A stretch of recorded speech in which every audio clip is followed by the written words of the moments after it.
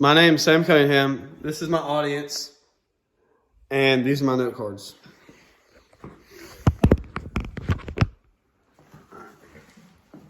Imagine leaving family and friends for months at a time just to make a living. Now imagine there's a large chance you may or may not make it back home. Do you think you could handle that? This is what workers on the Deepwater Horizon drilling platform thought about when their worst nightmare actually came to life. The explosion on the Deepwater Horizon causing the oil spill in the Gulf of Mexico. Every summer since I was little, I've went on vacation to Alabama and Florida beaches. As a small child, the thought of not going to the beach during the summer because of the oil spill was unimaginable. Today, I'm here to discuss the cause, effect, and treatment of the oil spill in the Gulf of Mexico. The explosion occurred on the Deepwater Horizon drilling platform on April 20th, 2010. A surge of natural gas exploded through a concrete core, which was too weak to withstand the pressure of the gas that was being sent through. The core was put in as a temporary sealant and not to be made permanent because, according to Britannica.com, the rig was behind in schedule and the core was not done with precision and the time needed, so it was also rushed, which explained the weakness of the core and the explosion that occurred. The gas traveled up the rig to the platform where it eventually ignited, causing the fire and the explosion to occur.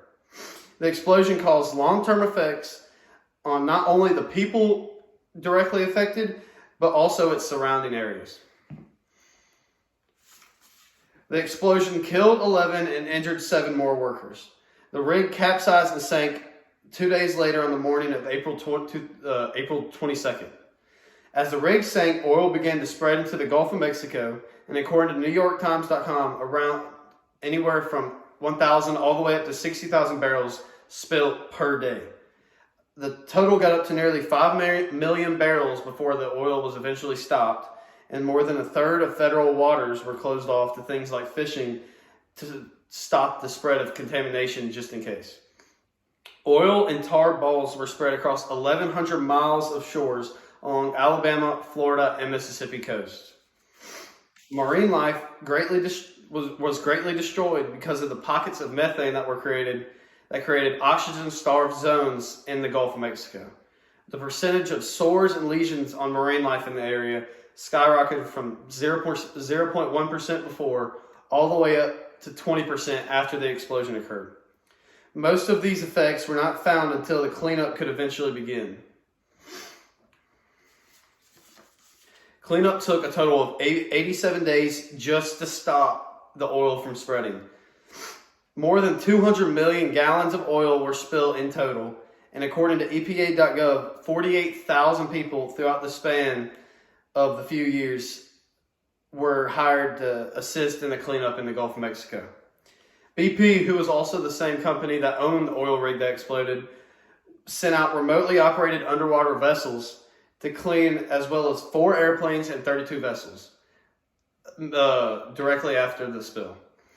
April 29th, 9 days later, a total of 69 vessels were there to help, and 1.8 million gallons of dispersants that were used to help clean up the area and stop the spreading were sent out by planes that flew over the ocean and where the oil was to stop the spreading.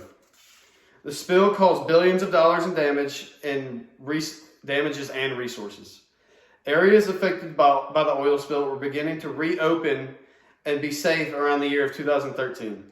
Alabama, Florida, and Mississippi began to open and be safe around June of 2013. The area near the spill opened back to fishing around July of that same year, and Louisiana and majority of closed areas were clean and safe again anywhere from April to October of 2014. So to review some of the main points. A surge of natural gas led to an explosion on April 20th, 2010, and the explosion caused catastrophic damages to surroundings, which ultimately cost billions of dollars to be spent on the cleanup and the damages. With the safety measures that have now been put in place for things like the oil rigs, another horrific event like this could possibly be avoided in the near future based off past mistakes. This is the audience, and these are my note cards.